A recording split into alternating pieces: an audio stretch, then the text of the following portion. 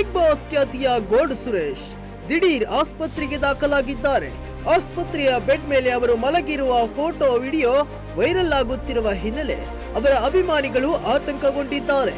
ಆದರೆ big boss ಮನೆಯಲ್ಲಿದ್ದಾಗ task ವೇಳೆ gold Suresh ಕಾಲಿಗೆ ಪೆಟ್ಟು ಬಿದ್ದಿತ್ತು.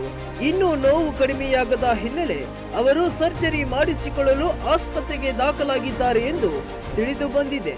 ಬಿಗ್ ಬಾಸ್ ಮನೆಯಲ್ಲಿ ಟಾಸ್ಕ್ ಆಡುವ ವೇಳೆ ಡ್ರಮ್ ತುಂಬಾ ನೀರು ತುಂಬಿಸಿ ಅದನ್ನ ಹೊರಚೆಲ್ಲದಂತೆ ನೋಡಿಕೊಳ್ಳುವಾಗ ಗೋಲ್ಡ್ ಸುರೇಶ್ ಕಾಲ್ ಮೇಲೆ ತುಂಬಿದ ಡ್ರಮ್ ಬಿದ್ದಿತ್ತು. ಇದರಿಂದ ಸುರೇಶ್ ನೋವಲ್ಲಿ ಒದ್ದಾಡಿ ಹೋಗಿದ್ದರು.